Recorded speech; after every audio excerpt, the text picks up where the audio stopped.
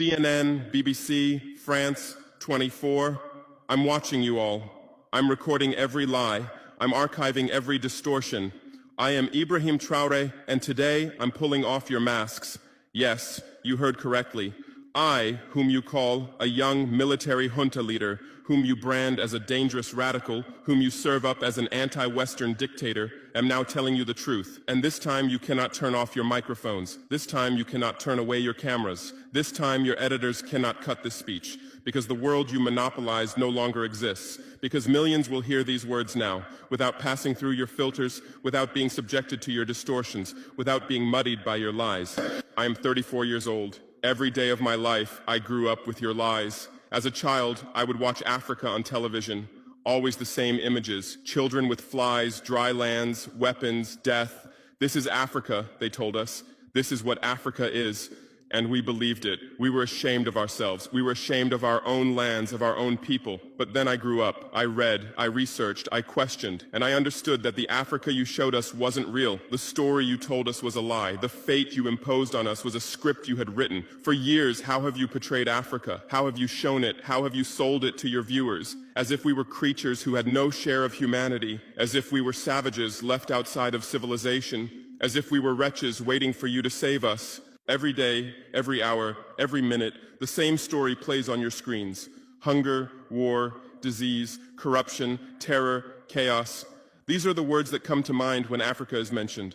In your Africa dictionary, there are no other words. No hope, no success, no development, no resistance, no honor, no pride, no victory. So I ask you, New York Times, Washington Post, Guardian, Le Monde, have you ever made Africa's successes your headlines? How many times have you written about Rwanda's technology miracle? How many times have you shown Ethiopia's reforestation project? How many times have you praised Botswana's democratic success? How many times have you described Kenya's entrepreneurial ecosystem? No, because these don't fit your scenario. Your Africa cannot be successful. It cannot, because then how will you legitimize your exploitation? If it's not in need of help, how will you intervene? If it's not backward, how will you look down on it? Have you ever asked yourselves, has any editor sitting at their desk, any news director in a meeting, any columnist at their keyboard ever thought, why are the people of the world's richest lands poor? Here are the numbers for you, real numbers. Africa owns 70% of the world's cobalt reserves. Your cell phone, your computer, your electric car won't work without cobalt. This cobalt comes from Congo, but Congolese can't afford cell phones. Africa owns 90% of the world's platinum reserves. Catalytic converters, electronic devices, medical implants, they all need platinum. This platinum comes from South Africa, but South Africans are crushed by unemployment. Africa provides 30% of the world's gold production. Mali, Burkina Faso, Ghana, Tanzania. Gold flows like rivers from our lands, but our people swim in poverty. Africa supplies 65% of the world's diamond production. Botswana, Angola, Congo, Sierra Leone, billions of dollars worth of diamonds are extracted, but our miners live on $1 a day. Africa owns 35% of the world's uranium reserves. Niger, Namibia, South Africa. Nuclear plants run on our uranium. Paris lights burn with our uranium, but our villages have no electricity. And you still ask, why is Africa poor? No, the right question is, how was Africa kept poor while being so rich? Here's your answer. Colonialism didn't end. It changed shape. You used to come and occupy our lands. Now you come and establish companies. You used to take by force. Now you make agreements. You used to rule with the whip. Now you rule with credit. Let me give you concrete examples. With numbers, names, dates, but you'll never write about these. Glencore, Swiss-based mining giant, extracting cobalt in Congo. 2022 revenue, $256 billion, a tax paid to Congo, $500 million, that's 0.2%. Is this justice? Rio Tinto, British-Australian mining giant, extracting bauxite in Guinea, 20 million tons annually. What's left for Guinea? Environmental pollution and cancer. Total, now Total Energies, French oil giant, extracting oil in Angola, Nigeria, Congo. 2022, profit, $36 billion investment in Africa, dirty pipelines, Anglo-American, founded in South Africa but now in London. Diamonds, platinum, iron, taking everything. What it left in South Africa? 6 million unemployed miners. And these are just the tip of the iceberg. What about the invisible, the secret deals, the offshore accounts, the transfer pricing tricks? Every year, $88 billion in illegal money flows out of Africa.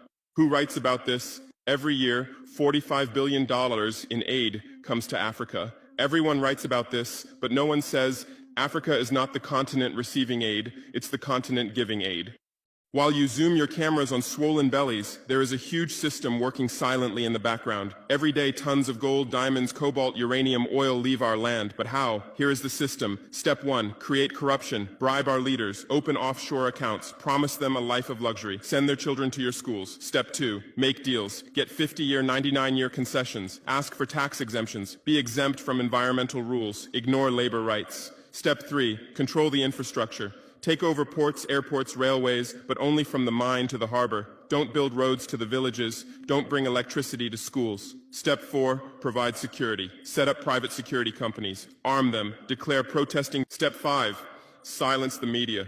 Buy local journalists. Suppress opposing voices. Serve internal unrest news to international media.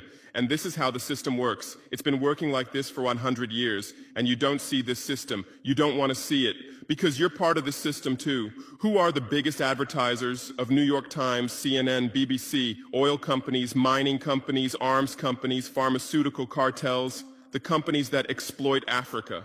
You live on their money, you defend their interests, and what I'm about to tell you might cost me my life, but it's no longer time to be silent. France's system in Africa is the CFA franc. 14 African countries still use French colonial currency. 50% of these countries' central bank reserves sit in the French treasury. France applies negative interest to this money, so we pay France to use our own money.